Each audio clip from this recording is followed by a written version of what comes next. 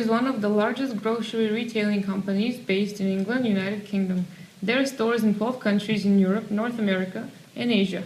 In 1919, Jack Cohen laid the foundations of the retailer. Originally, it started as a grocery market stall in London, and the name of Tesco appeared in 1924. The sale of Tesco tea, bought from T.E. Stockwell, inspired Jack Cohen to name his company that way, and it opened its first store in 1929 in Middlesex. The business flourished, and by 1939, there were 100 Tesco stores in the country. Since the 1990s, it started to focus not primarily on groceries, but also on electronics, toys, books, internet, and financial services. Tesco's major competitors are Lidl, Morrisons, Asda, Sainsbury, and Carrefour. The company's main goal is achieving maximum customer satisfaction by providing multiple job opportunities, meeting customer demands, listening, and responding to customers' needs and wants. Morrisons is a supermarket chain in UK with more than 500 stores and online option for delivery. The business is concentrated mainly on grocery and food. Thanks to their own manufacturing facilities, the food that they sell is really fresh. In 1899, the merchant of butter and eggs William Morrison opened a store in Bradford Market. The company's first supermarket, Victoria, is opened in Bradford in 1961, and 6 years later, Morrison became a public company. 20 years later, the supermarket chain is expanded beyond Bradford. The strategy that they use is really effective because they succeed to keep the old customers and to attract new ones by selling fresh food with very good quality. There are many competitors in this sector, but some of the biggest ones are Tesco, Aldi, and Sainsbury's. Carrefour is one of the biggest hypermarket chains in the world in terms of size, number of stores, and revenue. It was founded back in 1959 by Marcel Fournier and the brothers Denis Defoury and Jacques Defoury. The first shop was located in Nancy, France, and was basically a discount store. As of the 31st of December 2013, Carrefour Group operates over 10,000 stores in 34 countries. It has over 4,000 stores in France alone.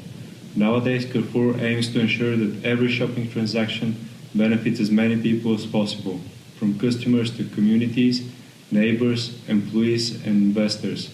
But Carrefour is not the only hypermarket chain of gigantic size.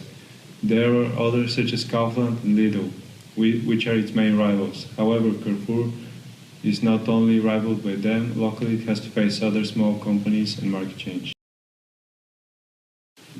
J. Sainsbury plc, or better known as Sainsbury's, is currently one of the UK's largest operators of supermarkets. It was founded in London by John James Sainsbury and his wife Mary Ann Sainsbury in the early 1869. The young family started a small store for milk products. The two of them had knowledge as well as some experience in retail, since they both had parents who owned businesses. Three characteristics of their new family business made it highly successful since the very beginning: order, high quality, and cleanliness. Their store was a tidy, inviting place that contrasted many other family shops that operated in insanitary conditions. John and Mary Sainsbury started opening new branches one after another, and by 1922 there were already 136 shops that were located mainly along the new rail lines. The firm was incorporated as J. Sainsbury Limited. Tesco's goal by 2020 is to halve the carbon and greenhouse emissions per square foot of Tesco supermarkets, and by 2050 to be completely gone. They are enhancing energy efficiency in their stores, as well as trying to reduce gas leakage and use alternative materials such as natural refrigerants. Tesco's main idea is to generate high employee satisfaction by treating every colleague equally and respectfully. Moreover, the company wants to develop employees' leadership skills as well as to promote gender equality. Tesco is part of a Women in Leadership program, which promotes women's contribution to the workforce. Morrison's carbon footprint covers all stores and transport, and also their in-house supply chain of manufacturing, processing, and packing facilities. They are continuing to implement a carbon and energy strategy for the business based on measuring and monitoring energy consumption, implementing good housekeeping policies, introducing additional energy-saving technologies, and sourcing and generating renewable energy. Working conditions are safe and hygienic. Child labor shall not be used, working hours are not excessive, no discrimination is practiced, regular employment is provided, no harsh or inhumane treatment is allowed.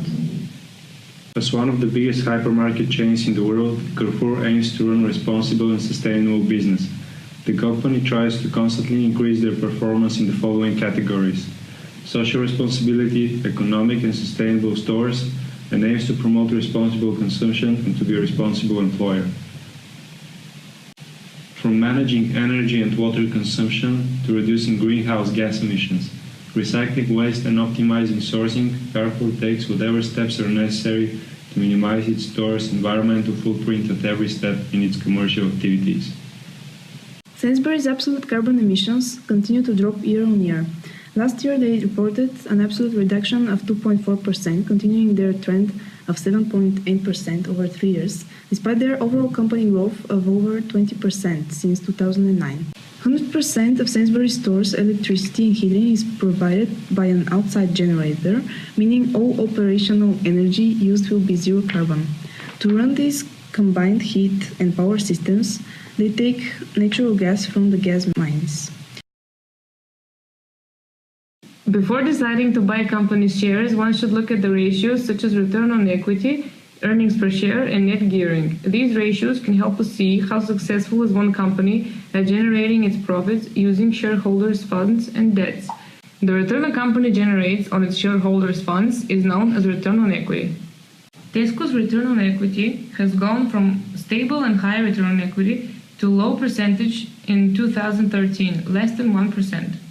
Morrison's return on equity has been extremely consistent over the last 4 years, and its 5-year average of 12% is similar to those of other UK supermarkets. Throughout 2010 and 2011, Carrefour's return on equity was around 4%, but in 2012 it rose up to 15.42%. As of 2013, the return on equity for Carrefour is 14.9%.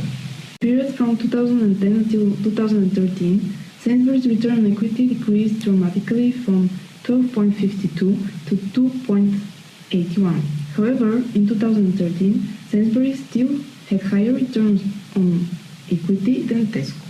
2010 to 2014, Tesco's earnings per share have increased by 24%. Their growth ranked in line with the industry average, similar to its peers. For the last 4 years, Morrison's earnings per share fell by 139%. Given that decrease, earnings per share are not expected to grow for the next 3 years. Carrefour's earnings per share have been fluctuating quite a lot through the last 5 years. At one point, they even went below zero. This was in 2011. Since then, they've been going up steadily, and now they're over 1.5. Sainsbury's earnings per share increased with 17.36% in the last 5 years. This growth ranked in line with the industry average. In conclusion, the world of retail services has been quite turbulent. New emerging discount stores have been changing the scene of hypermarkets by taking away their customers. Carrefour's stock value has been going up and down during the year because of the insecurity regarding the size of its market share. This issue makes Carrefour an investment with a moderate amount of risk. With the fragmentation of the British grocery space significantly hampering sales growth, Sainsbury has suffered the same fate as its middle ground rivals Tesco and Morrison's in experiencing severe share price weakness. Through a careful mix of intensive brand development, shrewd marketing and massive investment in the online and convenience subsectors, the firm has managed to keep sales ticking higher, which provides Sainsbury with significant growth opportunities. It is also worth noting that Morrison's 2012 operating margin was higher than those of Tesco and Sainsbury and Carrefour. I think that Morrison's looks like a good income buy at that moment with long-term growth potential. Also, I would truly recommend investing in Tesco, as the company has proven to be number one in the food sector. The fact that Tesco employs over 500,000 people and has stores in 12 countries around the world speaks for itself. The retailer manages to generate high profits, which are used for good causes, such as participating in charities and environmental programs.